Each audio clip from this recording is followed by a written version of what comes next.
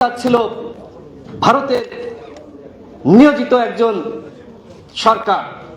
সেই সরকারকে এদেশের তরুণ সমাজ, এদেশের রাজনৈতিক কর্মীরা, এদেশের বিপ্লবী জনতা সেই সরকারকে পতন ঘটিয়েছে।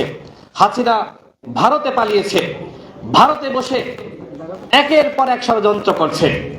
আপনারা দেখেছেন যে তার নতুন অডিও, তিনি এখন ছাত্রলীগ যুবলীগকে মাঠে নামানোর চক্রান্ত করছে।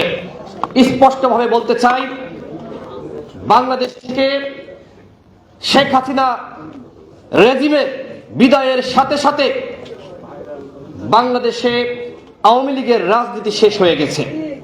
আওয়ামী লীগ চাইলেও বাংলাদেশে আর রাজনীতি করতে পারবে না। আমরা দেখতে পাচ্ছি যে সরকারের পক্ষ থেকে বলা হচ্ছে যে আওয়ামী লীগকে আমরা নিষিদ্ধ করব না, এবং সরকারের এই ধরনের সিদ্ধান্ত নাই। আজকে মাননীয় প্রধান উপদেষ্টার প্রেস সচিব তিনি বলেছেন যে রাজনৈতিক দলগুলো সিদ্ধান্ত নিবে। আচ্ছা, আপনারা বলেন তো যে একটি দল কি আর একটি দলকে নিষিদ্ধ করতে পারে? কোনোভাবেই পারে না। নিষিদ্ধ করার এখতিয়ার একমাত্র সরকারের। কিন্তু সরকার রাজনৈতিক দলগুলোর ঘাড়ে বন্দুক রেখে আওয়ামী লীগকে পুনর্বাসনের চেষ্টা করছে। আমরা আগেও বলেছি, এখনো বলছি, আওয়ামী লীগকে পুনর্বাসন বাংলাদেশের জনগণ মেনে নিবে না। আওয়ামী লীগ কোন দল নয়, আওয়ামী লীগ একটি রেজিম, যে রেজিমের প্রথমবার নেতৃত্ব দিয়েছে শেখ মুজিব।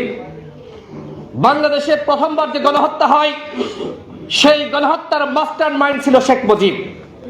জাসদের 30,000 নেতাকর্মীকে শেখ মুজিবের নেতৃত্বে গণহত্যার মাধ্যমে তাদেরকে হত্যা করা হয়েছে।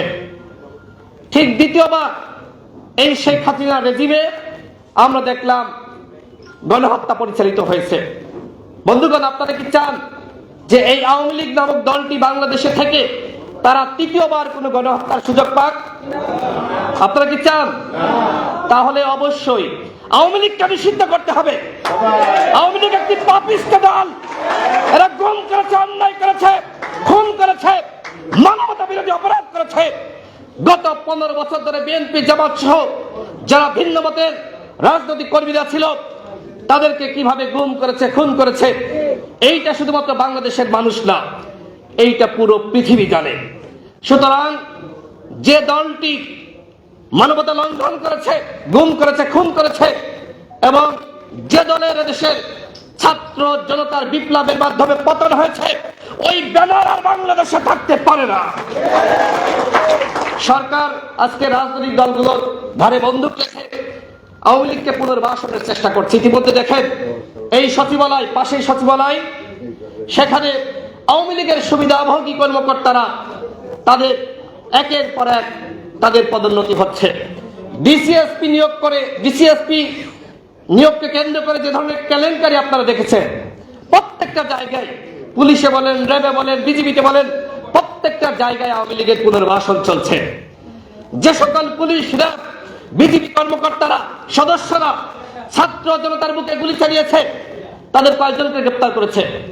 প্রত্যেকটা হত্যার জন্য একজন করে পুলিশ, র্যাব, বিজিবির কর্মকর্তাকে যদি গ্রেপ্তার করা হতো তাহলেও তো সংখ্যাটা হয় 2000, কিন্তু কি 2000?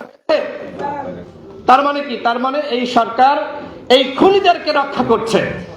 এই সরকার আজকে এই খুনিদের পাহারাদার হয়েছে।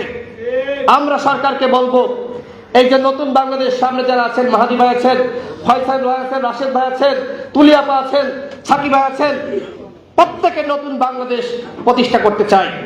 আর সেই নতুন বাংলাদেশ যদি প্রকৃতপক্ষে আমরা গড়ে তুলতে চাই, তাহলে আওয়ামী লীগের নাম গন্ধ মুছে ফেলতে হবে। আওয়ামী লীগের নাম গন্ধ থাকলে আর একটি শেখ মুজিব, আর একটি হাসিনার বাংলাদেশে পয়দা হতে পারে।